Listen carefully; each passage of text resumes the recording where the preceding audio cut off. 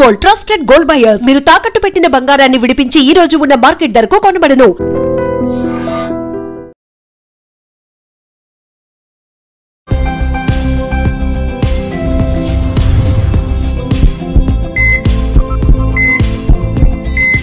నమస్తే, welcome to healthy conversations with iDream media. నేను మీ Jhansi. So ఈ రోజు మనతో ఉన్నారు డాక్టర్ బొక్క శ్రీహర్ష గారు, కన్సల్టెంట్ రోబోటిక్ యూరాలజిస్ట్, అలాగే ఆండ్రాలజిస్ట్, కిడ్నీ ట్రాన్స్ప్లాంట్ సర్జన్ కూడా ఫ్రమ్ కిమ్స్ సన్షైన్ హాస్పిటల్స్ నుంచి. సో చాలా రేర్గా కాదు, చాలా రెగ్యులర్గా వచ్చే యూరినరీ ట్రాక్ ఇన్ఫెక్షన్స్, దట్టు విమెన్లో చాలా ఎక్కువగా వస్తుంటాయి. దీని గురించి ఎవరు డాక్టర్ దగ్గరికి వెళ్ళరు. ఏదో యూట్యూబ్లోనో గూగుల్లోనో లేకపోతే ఇప్పుడు ఈ చాట్ జీపీటీ ఏఐ ద్వారా ఏవో సమ్ టిప్స్ ఫాలో అవుతూ ఉంటారు. లేదంటే జస్ట్ వాటర్ తాగడం మాత్రమే దానికి సొల్యూషన్ అని చెప్పి ఎలాంటి ఇన్ఫెక్షన్స్ వచ్చినా పోస్ట్పోన్ చేస్తూ ఉంటారు. దీని గురించి మాట్లాడే ప్రయత్నం చేద్దాం. Namaste sir. So compare to men, విమెన్లో వచ్చే యూరినరీ ట్రాక్ ఇన్ఫెక్షన్స్ అని గురించి మాట్లాడుకుంటే, లాంగ్ టైమ్ జర్నీస్ ఉన్నా కానీ, వర్కింగ్ అవర్స్లో లేదా మీటింగ్స్ ఉన్నప్పుడు హోల్డ్ చేసుకోవడం, ఇప్పుడు వాటర్ తాగడం మానేయడం, బయటకు వెళ్ళినప్పుడు వాష్రూమ్స్ క్లీన్గా ఉండవని వెళ్ళాల్సి వస్తుందని చెప్పి అలానే హోల్డ్ చేసుకుంటూ ఉంటారు. ఇది లాంగ్ రన్లో వాళ్ళ యూరినరీ ఆ బ్లాడర్ మీద కానీ ఎలాంటి ఎఫెక్ట్ చూపిస్తుంది? ఇది ఆడవాళ్ళు కామనే, చిన్నపిల్లలు చాలా కామన్. అది చిన్నపిల్లలు క్లాస్ రూమ్ లో వాడు ఇంటర్వెల్ వచ్చేదాకా పంపనంటారు. సో వాళ్ళు హోల్డ్ చేసుకుంటారు. సో చివరి జరిగేది ఏంటంటే, వీళ్ళకి అది అలవాటుగా మారిపోయి నిజంగా వాళ్ళు యూరిన్ కే వెళ్దామనే ఒక ఆలోచన వచ్చినప్పటికీ బాడీ సహకరించకపోవచ్చు. ఇది ఒక long term prospect. But short term గా చూసుకుంటే ఏమవుతుందంటే, మీరు as long as your hale and healthy, మీరు యంగ్ గా ఉన్నంత వరకు మీరు కావాల్సిన సేపు ఆపుకోవచ్చు, మీరు కావాల్సినప్పుడు వెళ్ళి మీరు యూరినేట్ చేయొచ్చు. బట్ పోను వయసుతో ఆ అబిలిటీ తగ్గిపోవచ్చు. ఓకే, సో బ్లాడర్ లో మీరు ఎంత ఎక్కువసేపు యూరిన్ స్టోరేజ్ చేస్తే బ్లాడర్ యొక్క ఆర్కిటెక్చర్, అది ఫంక్షనాలిటీ తగ్గే అవకాశం ఉంటుంది. So once in a while మీరు హోల్డ్ చేసుకుంటున్నారు అనుకోని పరిస్థితుల వల్ల అంటే okay. But if it becomes a habit, daily అలానే చేస్తూ పోతే ఏమవుతుందంటే, ఇనీషియల్ గా మీకు మీ కాన్షియస్ గా మీకున్న ఒక హ్యాబిట్ కాస్త మీ ప్రమేయం లేకుండా చివరికి అది ఒక ప్రాబ్లం గా మారిపోవచ్చు. So long standing urine hold చేసుకునేది we don't encourage. Unavoidable situations is okay, but అదే పనిగా చేస్తూ పోతే చివరికి రావాలనుకున్న రాదు, యూరిన్ రాదు. ఆ పరిస్థితికి ఏర్పడచ్చు. ఓకే. అండ్ కొంతమందిలో ఏంటంటే health conscious, over health conscious. చాలా మంది అసలు 1 లీటర్ లోపు వాటర్ తాగుతూ ఉంటారు. అప్పుడు ఏదన్నా యూరినరీ ఇన్ఫెక్షన్స్ వచ్చే అవకాశం ఉంటుందా, చాలా తక్కువ వాటర్ తీసుకోవడం వల్ల? మనకేమి రోజుకి 5-6 లీటర్ వాటర్ అవసరం లేదు. మన క్లైమేట్ కి, మన రెగ్యులర్ బాడీ హ్యాబిటస్ కి ఒక 2.5 to 3 లీటర్స్ వాటర్ చాలు మనకి. బట్ మీరు 2 లీటర్ కూడా తాగకుండా ఉంటే ఏమవుతుందంటే, ఫస్ట్ ఆఫ్ ఆల్ డీహైడ్రేషన్ బాగా ఎక్కువ. ఓకే, ఎందుకంటే మన బాడీలోంచి ఇన్సెన్సిబుల్ వాటర్ లాస్ అంటాం. మన ప్రమేయం లేకుండానే రోజు చెమట రూపంలో, స్టూల్స్ ద్వారా, మన బ్రీతింగ్ ద్వారా కొంచెం కొంచెం వాటర్ బయటకు వెళ్ళిపోతూ ఉంటుంది. అదే అప్ టు 500 to 700 ml ఉంటుంది. మీరు తీసుకునే తక్కువ ఉంటే ఈ ఇన్సెన్సిబుల్ వాటర్ లాస్ ఎక్కువ అయిపోవడం, బాడీకి కావాల్సిన సరైన మోతాదులో వాటర్ లేకపోవడం వల్ల యూరినరీ ట్రాక్ట్ ఇన్ఫెక్షన్స్ ఎక్కువ అవుతాయి. ఒకటి. ఇంకోటి, యూరిన్ సిస్టమ్ బాగా కాన్సన్ట్రేట్ అయిపోవడం వల్ల కిడ్నీ స్టోన్స్ తయారవుతాయి. కిడ్నీ స్టోన్స్ వస్తుంటాయి. ఎందుకంటే మన క్లైమేట్ కి అట్లీస్ట్ మనం ఎంతో కొంత 2.5 లీటర్స్ వాటర్ తీసుకుని మనం కంపెన్సేట్ చేయాలి. చేయకపోతే కిడ్నీ స్టోన్స్ రావచ్చు. సో ఇది మీరు అన్నట్టుగా కొద్దిగా వాటర్ తక్కువ తీసుకునేవాళ్ళు. అదే కొంతమంది అదే పనిగా వాటర్ ఎక్కువ తాగితే మంచిదని చెప్పి దానివల్ల 5-6 లీటర్స్ తాగే వాళ్ళు కూడా ఉన్నారు. దానివల్ల ఒక ప్రాక్టికల్ ప్రాబ్లం ఏంటంటే, చాలా సార్లు యూరిన్ కి వెళ్ళాల్సి వస్తుంది. ఒక్కోసారి బ్లాడర్ సడన్ గా ఫుల్ అయిపోతే, అంటే మీరు లీటర్ వాటర్ తాగేశారు, యూరిన్ కి వెళ్ళిపోయారు, మీరు మళ్ళీ వెళ్ళాల్సి వస్తుంది, మళ్ళీ 1 లీటర్ తాగారు. సో మీ బ్లాడర్ ఎప్పుడు ఫుల్ చేసి పెడుతున్నారు మీరు. ఓకే, దీనివల్ల చీటింగ్ మాటికి యూరిన్ వెళ్ళాల్సి రావడం. ఇంకోటి, ఒకేసారి ఇంకా మీరు చాలా ఎక్కువ వాటర్ తాగేస్తే సడన్ గా బ్లడ్ డైల్యూట్ అయిపోయి సోడియం లెవెల్స్ పడిపోవచ్చు. అవి మా క్లినిక్స్ చాలా కామన్ గా చూస్తూ ఉంటాం. అల్ట్రాసౌండ్ స్కాన్ కోసము, యూరోఫ్లోమెట్రీ కోసం మేము పేషెంట్ ని బాగా వాటర్ తాగి రమ్మంటాం. బాగా అంటే మా ఉద్దేశం ఒక 1/2 to 1 litre over period of 1/2 hour. కొద్ది టైమ్స్ తాగుతూ పోతుంటే బ్లాడర్ మెల్లగా ఫుల్ అవుతుంది, మీరు ఆపుకోగలుగుతారు. కొద్ది బ్లాడర్ ఫుల్ అయినాక మేము చేసే స్కాన్స్ రిపోర్ట్స్ బాగుంటాయి, మాకు అర్థమవుతాయి. ఆడవాళ్ళు కూడా అదేంటి ఓవరీస్, యూట్రస్ చూడడం కోసం బ్లాడర్ ఫుల్ చేసుకుని రమ్మంటారు. ఇట్ డజంట్ మీన్ ఒక 4-5 లీటర్ తాగిరమ్మని కాదు, బట్ అలా చేసేవాళ్ళు ఉన్నారు. సో కరెక్ట్ గా మా స్కాన్ ఇప్పుడు అయిపోవాలని ఒక ఆందోళనలో బాగా వాటర్ తాగేసి కళ్ళు తిరిగి పడిపోవడం. కారణం ఏంటి? చాలా ఎక్కువ వాటర్ ఒకేసారి తాగడం వల్ల వికారం పుట్టి వాంతి అయిపోవడం, ఓకే. వాంతి వల్ల సోడియం తగ్గిపోవడం. బాగా వాటర్ తాగండి అంటే వాళ్ళకి అలానే అర్థమవుతుంది. బాగా బాగా అంటే తాగమన్నారంటే 2, చాలా 3 కాదు. లీటర్స్ తాగాలేమో అని. సో మేము 2 ఎక్స్ట్రీమ్స్ చూస్తుంటాం. చెప్పడం చాలా కష్టం. ఇప్పుడు వాటర్ బాగా తాగండి అంటే మేము కరెక్ట్ చెప్పాలి వాళ్ళకి, మీరు ఎంత ఇన్ని తాగండి. అదే ఫర్ సపోజ్ ఒక కూలి పని చేసేవాడు ఉన్నాడు, రైతు ఉన్నాడు, వాళ్ళ రిక్వైర్మెంట్ డెఫినెట్ గా ఎక్కువ ఉంటుంది. సో వాళ్ళకి 2.5 లీటర్ సరిపోకపోవచ్చు. ఆ వేడికి వాళ్ళ కాయ కష్టానికి వాళ్ళకి 4-5 లీటర్లు అవసరం పడచ్చు. But the same thing is not applicable to corporate person. అతను ఏసీలో కూర్చొని పని చేసుకుంటూ రోజుకు 8 hours పని చేస్తే అతను ఇంటికి పడుకుంటాడు, ఆయన 4 లీటర్ అవసరం లేదు, అతను 2-2.5 లీటర్స్ సరిపోతుంది. సో మీరు చేసే పని వల్ల, మీరు చేసే పనిని బట్టి, మీ మెటబాలిజం బట్టి, మీరు ఉండే వాతావరణం బట్టి మీ వాటర్ ఇంటేక్ డిపెండ్ అవుతుంది. ఓకే సార్, ఒక person morning to evening working hours లో ఏసీలోనే ఉంటున్నారు అనుకుంటున్నాం, వాళ్ళ బాడీకి ఎంత వాటర్ అవసరం అవుతుంది? And again it depends on many factors. Me height ఎంత, మీ వెయిట్ ఎంత. వాటర్ తాగడంలో కూడా హైట్ డెఫినెట్లీ మన బాడీ ఓవరాల్ హ్యాబిటస్ ని బట్టి, మన క్లైమేట్ ని బట్టి. అందుకని కదా ఒక యావరేజ్ ఇండియన్ పర్సన్ అంటాం. Average Indian person 5'6" to 5'8", 60 kg body weight. వాళ్ళకి మేము చెప్పే మోతాదులన్నీ 2.5 to 3 liters per day. Okay. For suppose the person 6.5 feet, అతను సరిపోకపోవచ్చు 2.5 liters. అతను ఎక్కువ అవసరం పడుతుంది. ఇప్పుడు అదే పనిగా అదే వ్యక్తి కనుక ఇంకా చాలా కష్టపడుతున్నాడు, బయట కూలి పనులు చేస్తున్నాడు, ఇంకా ఎక్కువ అవసరం పడవచ్చు. ఓకే. సో ఇన్ జనరల్ ఆడగాని మగ గాని మన ఇండియన్ సినారియోలో మేము చెప్పేది ఒక 2.5 to 3 liters water per day is enough. Okay. Okay. మరి ఎక్కువ వద్దు, తక్కువ వద్దు. సో ఈ ఇన్ఫెక్షన్స్ రాకుండా ఉండాలి, ఈ యూరోలాజికల్ ప్రాబ్లమ్స్ కి కొంచెం దూరంగా ఉండాలంటే మన లైఫ్ స్టైల్ కానీ కొంచెం ఏమైనా న్యూ హ్యాబిట్స్ అనేది హ్యాబిట్ చేసుకోవాల్సి ఉంటుందా? ఇప్పుడు లైఫ్ స్టైల్ అంటే మళ్ళీ మనం 3 విషయాల గురించి మాట్లాడుకోవాలి. నేను ఆల్మోస్ట్ నా ప్రతి ఇంటర్వ్యూలో తర్వాత బయట అవేర్నెస్ టాక్స్ చెప్తూనే ఉంటాను. Sleep, diet and exercise. Okay. ఈ 3 కేవలం యూరోలాజికల్ సిస్టమ్ కోసం కాదు, ఓవరాల్ బాడీ కోసం, ఓవరాల్ బాడీ కోసం. ఎందుకంటే నా ఫీల్డ్ లో నేను పర్టికులర్ గా చూసే చాలా కామన్ సమస్య ఇన్ఫర్టిలిటీ. మగవాళ్లలో సంతానలేమి సమస్య. కపుల్ ఇన్ఫర్టిలిటీ కపుల్ వచ్చినప్పుడు మగవాళ్ల యొక్క కారణాలు పెరుగుతున్నాయి రోజు వచ్చి. ఓకే. కారణం life style. At the same time sexual dysfunction అది కూడా పెరుగుతుంది. ఇవన్నీ చాలా చిన్న ప్రాబ్లమ్స్ లైఫ్ స్టైల్ వల్ల. పెద్ద ప్రాబ్లమ్స్ వచ్చేసి అర్లీ డయాబెటిక్స్. 30-35 years కల్లా డయాబెటీస్ వచ్చాడు. అది కాకుండా చాలా ఎర్లీగా హార్ట్ అటాక్స్ రావడం, చాలా ఎర్లీగా స్ట్రోక్స్ రావడం, పక్షవాతం రావడం. సో ఇవన్నీ చాలా సివియర్ ప్రాబ్లమ్స్ లైఫ్ స్టైల్ సరిగ్గా లేకుండా. సో ఈ లైఫ్ స్టైల్ ని కరెక్ట్ చేసుకుంటే యూరోలాజికల్ ప్రాబ్లమ్స్ కాదు, బాడీలో ఆల్మోస్ట్ ఏ ప్రాబ్లమ్స్ రావు. సో అంటే ఏంటి, రాత్రి అడెక్వేట్ నిద్ర ఉండాలి. పొద్దున పూట నిద్రపోవడం రాత్రి నిద్రకి కాంపిటీషన్ కాదు, రెండు వేరు. కొంతమంది నేను 8 hours స్లీప్ మెయింటైన్ చేస్తున్నాను, కాకపోతే నేను 12 వరకు పడుకుంటానని చెప్తూ ఉంటాను. No, that is never the scenario. రాత్రి నిద్ర అనేది మన బాడీకి ఒక సర్వీస్ సెంటర్ లో కార్ సర్వీస్ చేసిన సర్వీస్ లాంటిది. ప్రాపర్ రెపరేటివ్ సిస్టమ్ అంతా యాక్టివేట్ అయ్యి రిపేర్ జరిగేది, మన పొద్దంతా పడ్డ కష్టానికి ఒక ఊరటనిచ్చేది మన రాత్రి నిద్ర. సో ప్రాపర్ గా చెప్పాలంటే 11 to 5, 11 PM to 5 AM కనుక మీరు మంచి నిద్రలో ఉంటే కనుక ఆల్మోస్ట్ అన్ని ప్రాబ్లమ్స్ ని మీరు దూరం పెట్టినట్టే. నెంబర్ 1. డైట్. మీరు రోజుకి 2 పూటలు తింటారా, 3 పూటలు తింటారా అనేది ఎవరు అలవాటు వాళ్ళకి. ఓకే, ఎవరికి వర్తించదో వాళ్ళకి వర్తిస్తుంది.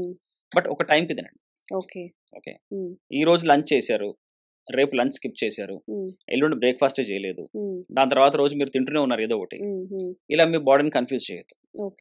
రోజుకి 2 పూట్ల 3 పూట్ల తినాలి, ఈ టైం కి నాకు ఫుడ్ వస్తుంది అని చెప్పి అది మీ బాడీని కన్ఫ్యూజ్ చేయదు బేసికల్లీ. ఓకే. అండ్ అది కూడా ఇక నో జంక్ అని చెప్పడం కష్టం కాబట్టి ఈ రోజుల్లో లో జంక్. ఓకే. నో అని చెప్తే ఎవరు వినరు, కుదరని పని మన లైఫ్ స్టైల్ వల్ల కూడా. Okay. And confine yourself to home food. Mostly home food లో కూడా కూరగాయలు, ఆకుకూరలు, fruits, vegetables, fruits are much better than juices. ఒకసారి జ్యూస్ చేశారంటే దాంట్లో ఏవో ప్రిజర్వేటివ్స్, షుగర్స్ యాడ్ అవుతాయి. దానికంటే పళ్ళు తినడం బెటర్. నేనేం మీకేం పెద్ద సైంటిఫిక్ విషయం చెప్పట్లేదు. మన చిన్నప్పుడు ఏదైతే పెంచారో మన అవి చెయ్యండి. And it's very difficult to follow all this. Okay. And most important workouts. ఆడవాళ్ళు కానీ మగవాళ్ళు కానీ at least 3 to 4 days per week మీరు వర్కౌట్ చేయొచ్చు. ఒక half an hour per day తీసుకొని చేయొచ్చు ఎవరైనా సరే. ఏం చేస్తారనేది మీ శరీర తీరం బట్టి, మీకున్న అలవాటుని బట్టి. మీకు స్విమ్మింగ్ అలవాటు ఉందా చేయండి, రన్నింగ్ అలవాటు ఉందా చేయండి, వెయిట్స్ లిఫ్ట్ చేస్తారా చేయండి.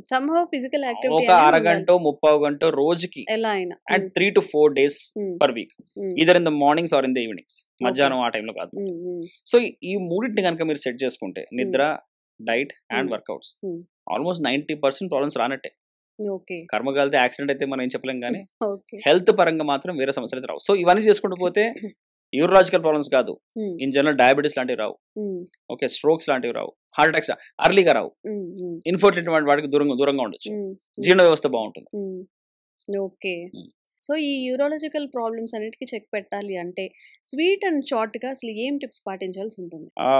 ఇన్ జనరల్ వాటర్ బాగా తీసుకోండి, మళ్ళీ బాగా అంటే 5-6 లీటర్లు అవసరం లేదు. లెస్ ఆఫ్ రెడ్ మీట్ తక్కువ తీసుకోండి. రెడ్ మీట్ అంటే బీఫ్ కానీ మటన్ కానీ తక్కువ తీసుకోండి. ఇన్ఫాక్ట్ వాటిని అవాయిడ్ చేస్తే బెటర్. వీటి వల్ల కిడ్నీల మీద భారం ఎక్కువ పడుతుంది. అడిక్వేట్ ప్రోటీన్ తీసుకోవాలి కానీ మరీ ఎక్కువ ప్రోటీన్ తీసుకోకూడదు. యానిమల్ ప్రోటీన్ చెప్పి, వే ప్రోటీన్ అని చెప్పి ఈ మధ్య కార్నివోర్ డైట్ అని వింటున్నాం, ఏమో వింటున్నాం. మరీ ఎక్కువ అవసరం లేదు, అంటే ఏదో హైఫై చేయాల్సిన అవసరం లేదు. And most importantly me body మీకు ఇచ్చే సంకేతాలని ఎప్పటికప్పుడు కాన్షియస్ గా అబ్జర్వ్ చేస్తూ ఉండండి. ఎందుకు చెప్తున్నా అంటే పెద్దవాళ్ళు ఒక వయసు రాగానే ఆడవాళ్ళు కానీ మగవాళ్ళు కానీ ఏమైనా యూరినరీ కంప్లైంట్స్ వస్తే వయసు రీత్యా నార్మల్ అనుకుంటారు. అన్ని ప్రాబ్లమ్స్ నార్మల్ కాదు, మన బాడీ మనకి ఇచ్చే సంకేతం. ఫర్ సపోజ్ ఒక 70-75 ఏళ్ల వ్యక్తి రాత్రి 3 సార్లు లేచి యూరిన్కి వెళ్తున్నాడు. ఆయనకి బలం ఉన్నంత కాలం, కొద్దిగా బాగున్నంత కాలం లేచి వెళ్తాడు. బట్ ఎప్పుడన్నా బాగా మత్తులో ఉన్నప్పుడు కింద పడితే యూరిన్ కోసం వెళ్ళినప్పుడు హిప్ ఫ్రాక్చర్స్ అవ్వడం, హెడ్ ఇంజరీస్ అవ్వడం, ఇవన్నీ యూరినరీ ప్రాబ్లమ్స్ యొక్క ఇండైరెక్ట్ ఎఫెక్ట్స్. సో మీరు దీన్ని కనుక రూట్ కాజ్ ని అడ్రస్ చేసి కనుక ట్రీట్ చేయగలిగితే ఇలాంటివన్నీ మీరు నివారించవచ్చు. అట్ ది సేమ్ టైం బాగా చదువుకున్న ఆడవాళ్ళు, మంచి కార్పొరేట్ జాబ్స్ చేసే ఆడవాళ్ళు కూడా యూరినరీ కంప్లైంట్స్ వస్తే డాక్టర్ దగ్గర రారు. ఎందుకంటే most of the urologist are men. ఆడవాళ్ళు ఉన్నారు but most of them are men. So ఆయన ఏం అడుగుతాడో, ఏం చెప్పాల్సి వస్తుందో ఒక ఎంబరాస్మెంట్ తో రాకుండా వాళ్ళు మళ్ళీ మా అక్కకు ఉండింది, మా అమ్మకు ఉండింది నార్మల్ అనుకుని వాళ్ళు they don't seek an opinion. So when you have someone specialist available near to you, urinary complaints ని ఇగ్నోర్ చేయకండి. ఈ రోజు అవి మెడికల్ గా మేనేజ్ అవ్వచ్చు, చేయి దాడితే సర్జికల్ కూడా మేనేజ్ అవ్వకపోవచ్చు. అండ్ మనకు తెలియదు ఎలాంటి యూరినరీ కంప్లైంట్స్ వల్ల కిడ్నీస్ పాడైపోయి డయాలసిస్ కి వెళ్ళాల్సిన అవసరం పడుతుంది. సో బేసిక్ గా ప్రాబ్లం ఉన్నప్పుడు ఫండమెంటల్ గా మనం చూసుకొని పోతే కనుక ఆ రూట్ కాజ్ ని అడ్రస్ చేస్తే చాలా వరకు యూరినరీ కంప్లైంట్స్ మన లైఫ్ స్టైల్ ద్వారా, మెడిసిన్ ద్వారా నయం చేసుకోవచ్చు. ఒక సింపుల్ ప్రొసీజర్ ట్రీట్మెంట్ ద్వారా అయిపోయేది, కాంప్లికేట్ చేసుకోవద్దు. సో రోబోటిక్ సర్జరీస్ అనేవి నౌడేస్ చాలా ర్యాపిడ్గా అన్నిట్లో కూడా ఇన్వాల్వ్ అవుతూ ఉన్నాయి. యూరాలజీలో మనం కామన్ ప్రొసీజర్స్తో పోలిస్తే రోబోటిక్ సర్జరీస్ అనేవి ఎంత వేగంగా వెళ్తున్నాయి? అసలు ఆ ప్రొసీజర్ అనేది ఎలా ఉంటుంది కామన్ ప్రాక్టీస్తో పోలిస్తే? రోబోటిక్ సర్జరీ మీరు చెప్పినట్టుగా చాలా ఊపందుకుంది. సర్జికల్ డిసిప్లిన్స్ లో చాలా కామన్ గా మేము యూరాలజీలో వాడుతున్నాం. ఆఫ్ కోర్స్ సర్జికల్ గ్యాస్ట్రో వాళ్ళు, ఆంకాలజీ వాళ్ళు, గైనకాలజీ వాళ్ళు వాడుతున్నారు. మాకు యూరాలజీలో ఏంటంటే యూరలాజికల్ క్యాన్సర్స్ లో బాగా ఉపయోగపడుతుంది. అంటే ఇప్పుడు క్యాన్సర్ సర్జరీ అనగానే పేషెంట్స్ అందరూ ఒక పెద్ద కోత, కుట్లు, బ్లడ్ లాస్, ఒక నెల రోజులు హాస్పిటల్ స్టే, దాని తర్వాత ఇంకో 2 నెలలు బెడ్ రెస్ట్ చాలా అనుకుంటారు. నిజంగా ఆ సిచ్యువేషన్ మొత్తాన్ని రోబోటిక్ సర్జరీ చాలా మార్చింది. ఎగ్జాంపుల్ ఇస్తాను మీకు. ప్రాస్టేట్ క్యాన్సర్ ఉంటుంది, మగవాళ్ళలో చాలా కామన్ క్యాన్సర్. అంటే ఒక 70 ఏళ్ళు దాటిన వ్యక్తుల్లో ప్రతి 6 మందిలో ఒక మనిషికి ప్రాస్టేట్ క్యాన్సర్ ఉండే అవకాశం ఉంటుంది. అంత కామన్. ప్రతి 6గురిలో ఒకరికి ఉండే అవకాశం ఉంటుంది. పిఎస్ఏ టెస్ట్ లాంటివి చేసి మేము బయోప్సీ చేసి కనుక్కుంటాం. ఎల్డర్ ఏజెస్ లో కదా, అది వచ్చేది ఎల్డర్లీలో. యూజువల్ గా 65-70 తర్వాత మా బయటపడుతుంది. ఒకప్పుడు అయితే ప్రాస్టేట్ క్యాన్సర్ బయటపడ్డాక సర్జరీ చేసేవాళ్ళు, ఓపెన్ సర్జరీ చేసేవాళ్ళు. అండ్ ఓపెన్ సర్జరీకి పేషెంట్స్ కొద్దిగా నిరాకరించడం వల్ల కొంతమంది రేడియేషన్ ఇచ్చేవాళ్ళు అనమాట. అంటే అఫ్ కోర్స్ దానికి కూడా ట్రీట్మెంట్ బాగుండేది, రిజల్ట్స్ బాగానే ఉండేది. బట్ ఎప్పుడైతే రోబో వాడకం బాగా ఎక్కువైందో పేషెంట్స్ కానీ సర్జన్స్ కానీ అసలు ఎలాంటి భయాలు లేవు, ఏమీ లేవు. ఎందుకంటే ఓపెన్ సర్జరీ చేస్తే ఫస్ట్ ఆఫ్ ఆల్ పెద్ద మనిషి, ఒక 70 ఏళ్ల పెద్ద మనిషిలో ఇంత పెద్ద కోత పడతారు అబ్డమెన్ లో. చాలా డెప్త్ లోకి వెళ్ళి ఆపరేట్ చేయాలి. అసిస్టెన్స్ చాలా బాగుండాలి, నర్సింగ్ అసిస్టెన్స్ అంతా బాగుండాలి. ఎంత చేసినా బ్లడ్ లాస్ అయ్యేది. సర్జరీ కొద్దిగా ఎంత బాగా చేసినప్పటికీ కొద్దిగా హాస్పిటల్ స్టే అంత ప్రొలాంగ్ అయ్యేది. ఆ ఏజ్ లో వాళ్ళు దాన్ని తట్టుకోవాలి. ఓకే, ఇప్పుడు అదే సర్జరీని కోతలు ఏమి లేకుండా 8 mm హోల్స్ ద్వారా ఒక 4-5 హోల్స్ పెట్టేసి ఆ హోల్స్ లో రోబోటిక్ పోర్ట్స్ అవి ఇన్సర్ట్ చేసి రోబోట్ అనే ఒక ఇన్స్ట్రుమెంట్ తోని, ఒక ఎక్విప్మెంట్ ని పేషెంట్ మీద డాక్ చేసి పక్కన అదే థియేటర్ లో కన్సోల్ ఉంటుంది. ఆ కన్సోల్ లో కూర్చొని సర్జన్ కంఫర్టబుల్ గా ఆపరేట్ చేయగలుగుతున్నారు. అంటే ఇప్పుడు ఆ కోసి లోపలికి వెళ్ళి చేతులతో చేసే ఆపరేషన్ ని ఎలాంటి కోతలు లేకుండా చిన్న చిన్న సన్నటి జెంటల్ ఇన్స్ట్రుమెంట్స్ తోని సర్జరీ ఆపరేట్ చేస్తూ చేస్తారన్నమాట. ఇది కూడా మమ్మల్ని పేషెంట్స్ చాలా కామన్ అడుగుతుంటారు, సార్ రోబోటిక్ సర్జరీ అంటే మీరే చేస్తారా, రోబోట్ చేస్తుందా? రోబోట్ చేయదు, with the help of some equipments మీరు చేస్తారు, డాక్టర్స్ చేస్తారు. రోబో అసిస్టెడ్ సర్జరీస్ అంటాం వీటిని. సో ఇప్పుడు ఏమవుతుందంటే ఈ రోబోటిక్ సర్జరీ వల్ల ప్రాస్టేట్ క్యాన్సర్ లో అంత డెప్త్ లోకి వెళ్ళి ఈజీగా పని చేయగలగడం, అనుకున్న టిష్యూని ఎలాంటి బ్లడ్ లాస్ లేకుండా, చుట్టుపక్కల వేరే ఆర్గన్స్ కి ఏమి ఇబ్బంది లేకుండా దాన్ని మాత్రమే తీయగలడం, తీసిన తర్వాత మళ్ళీ నార్మల్ అనాటమీని రిస్టోర్ చేయడం. అంటే బ్లాడర్ కి మూత్రనాళానికి మధ్యలో ప్రాస్టేట్ ఉంటుంది, అది తీసిన తర్వాత మళ్ళీ రెండింటి జాయిన్ చేయాలి కదా. సో ఆ కమ్యూనికేషన్ మళ్ళీ ఏర్పాటు చేయడము. ఓకే, ఇవన్నీ ప్రాస్టేట్ ద్వారా అంటే ఈ రోబోటిక్ సర్జరీ ద్వారా చాలా ఈజీ అవడం వల్ల సర్జన్స్ జాబ్ ఈస్ కంఫర్టబుల్. ఎప్పుడైతే సర్జన్ కంఫర్టబుల్ గా పనిచేస్తాడో, ఆపరేట్ చేయగలుగుతాడో, పేషెంట్ అవుట్కమ్స్ బాగుంటాయి. మేము స్ట్రగుల్ అయితే పేషెంట్ స్ట్రగుల్ అవుతారు. And at the same time conventional గా ఓపెన్ సర్జరీలో చేసేంతటి కంటే తక్కువ టైంలో ఈ రోబో సర్జరీ అయిపోతుంది, తక్కువ బ్లడ్ లాస్ అయిపోతుంది, కాంప్లికేషన్స్ తక్కువ ఉంటున్నాయి, పేషెంట్ రికవరీ బాగుంటుంది, త్వరగా ఇంటికి వెళ్ళగలుగుతున్నారు. బట్ చాలా మందికి ఏంటంటే రోబోటిక్ సర్జరీస్ అంటే చాలా భయపడుతుంటారు. ఇప్పుడు డాక్టర్ దగ్గర ఉండి సీనియర్ ఆర్ మాన్యువల్ గా చేసేదానికన్నా కంపేర్ టు ఇలా చేస్తున్నారంటే పానిక్ అవుతారు. అమ్మో ఎలా జరుగుతుందో, అసలు రోబోట్ సరిగ్గా చేస్తుందో లేదో, దీనివల్ల ఏమైనా సైడ్ ఎఫెక్ట్స్ వస్తాయో అని చెప్పి ఈ విషయంలో మరి ఎలాంటి జాగ్రత్తలు తీసుకుంటారు? అల్టిమేట్లీ రోబో మా కమాండ్ లేనిదే ఏమి చేయదు. ఓకే, ఇప్పుడు రోబోటిక్ సర్జరీలో విడివిడిగా రెండు ఇన్స్ట్రుమెంట్స్ ఉంటాయి, ఎక్విప్మెంట్స్ ఉంటాయి. ఒకటి పేషెంట్ సైడ్ కార్ట్, ఇంకోటి కన్సోల్.